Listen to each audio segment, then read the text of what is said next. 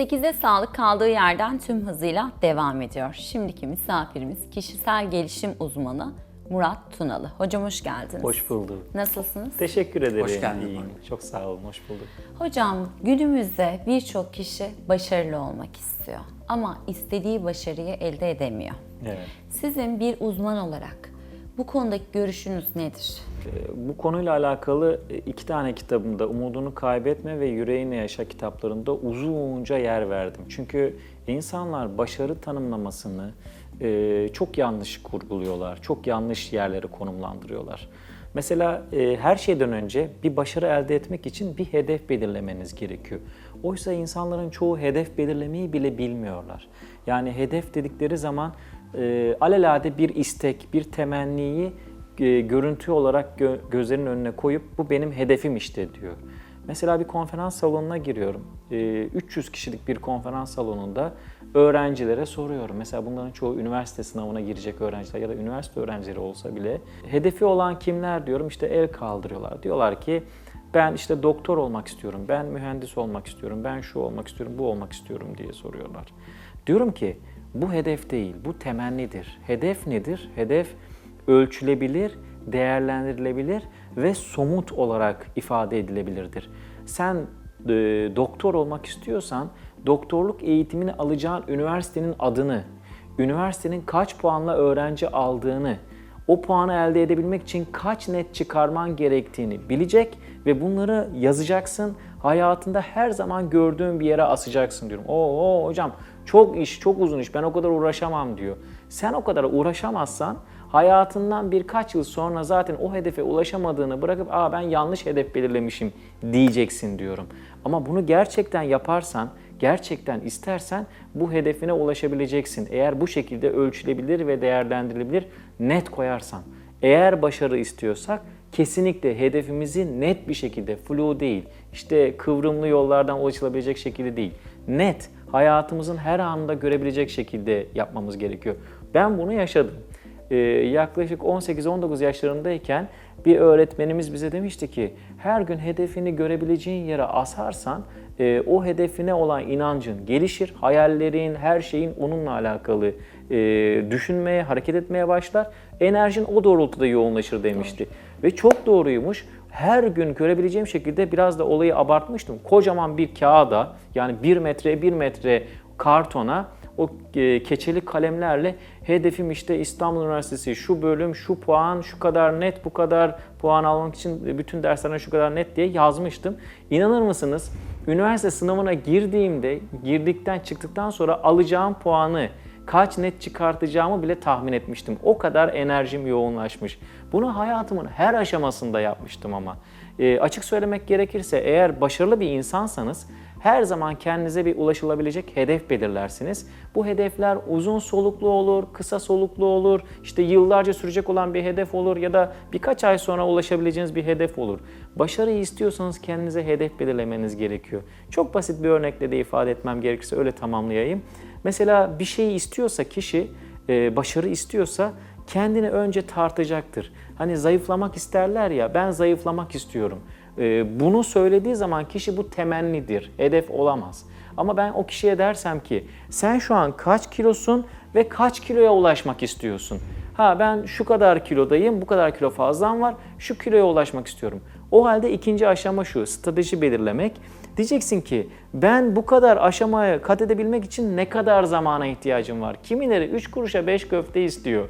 Ben hemen istiyorum diyor. Ya çok basit bir örnek. 10 puan alan bir öğrenci 100 puana ulaşabilmek için günde 2 saat çalışırsa bunu 1 yılda tamamlayabilir. Ama 2 aya kalmışsa, çok kısa bir zaman dilimi kalmışsa günde 20 saat çalışması gerekir. Hani mesai gibi, iş gücü gibi düşünün. Hedeflerimiz de böyle. Ne kadar yoğun çalışırsanız zamanı o kadar kısaltırsınız. Ne kadar yüzeysel çalışırsanız o kadar süreci uzatırsınız. Hedef ve temenni ve başarı noktasında bu şekilde ifade edebiliriz, açıklayabiliriz. Hocam başarının bir ölçüsü de şu anda genel olarak öyle bir algı var. Maddi anlamdaki kazançla ölçülüyor. Çünkü bununla ilgili çok rol model var. Evet. Bir de önümüzde sosyal medya da bunu sürekli destekliyor. Gerçekten başarılı olmanın ölçüsü bu mudur? Veya maddi anlamda çok kazanmak başarılı olduğunuz anlamına gelir mi?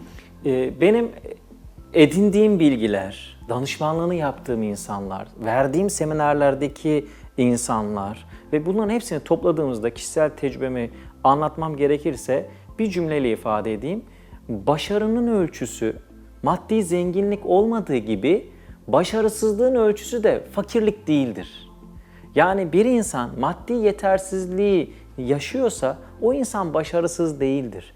Ya da bir insan çok zengin, maddi anlamda başarılıysa o insan çok başarılı değildir. Çünkü şöyle bir örnek verebiliriz.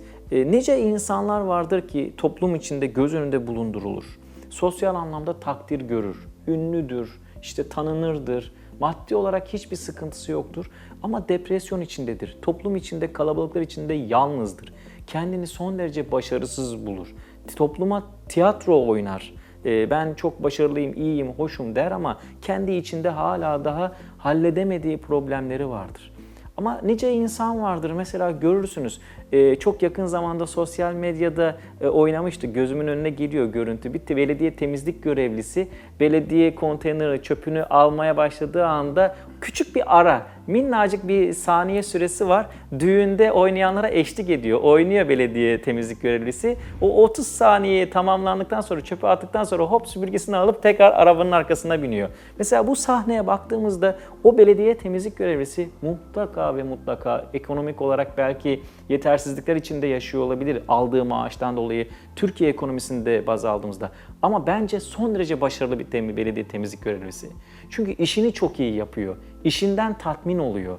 Topluma güzel mesajlar veriyor. Bence başarı dediğimiz şey maddiyatla ölçülmemeli. Önce bizi tedavi etmeli. Sonra karşı tarafı tedavi etmeli. Sonra bu halka daha da fazla genişlemeli. Ben çok basit bir örnekle ifade edeyim. Kitaplarımın toplamda baskı adedi belki 1 milyonu geçmiştir. Ama yaklaşık olarak herhalde 17-18 yıldır yazan bir yazarım. Ama kıyasladığımız zaman belki 10 milyon olmalıydı diye üzülmem gerekir. Başka yazarlarla, çok satan yazarlarla. Ama şuna bakıyorum ben, o 1 milyon satan kitapların sayısı toplamda o kadar insana değmiş, etki etmiş ve ben kendimi mutlu hissetmişim. Onlardan da çok güzel geri bildirim almışım. Bu sayının çok olmasının bir önemi yoktur. Hani bir örnek anlatılır ya, Mozart vermek için, konser vermek için gidiyor ve çok az sayıda insan gelmiş onun konserine. Ondan sonra da konser bittiğinde, evine gittiğinde nasıl diye sorduğu zaman eşi, herkes beni ayakta alkışladı diyor. Sayının az olduğunu söylemiyor. Sadece niteliğin ne kadar özel ve güzel olduğunu söylüyor.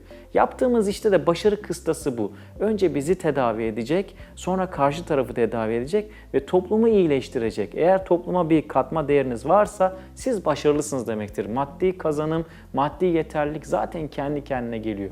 İşinizi çok iyi yaparsanız zaten para ediyor o iş. Para kazanma kaygısıyla yaptığınızda o işi zehirlemiş oluyorsunuz zaten. Hocam peki başarılı olmanın olmazsa olmaz koşulları nelerdir? Evet, bir kere her başarı bedel ister. O bedeli ödemek zorundayızdır. Kısa yoldan hiçbir şekilde başarılı olamayız. Bir hedefimiz varsa o hedefin ne kadar ettiğini, ne kadar emek harcamamız gerektiğini hesabını, kitabını yapıp, muhasebesini yapıp yola koyulmak gerekiyor. Bazı insanlar bu hesabı kitabı çok yapar ama yola koyulmaz. Bazı insanlar hedefi belirlemez, hesabı kitabı yapmaz, direkt yola koyulur. Ne kadar sürede gitmesi gerektiğini analizini yapamadığı için o yolculuk esnasında yorulur ve bitap düşer.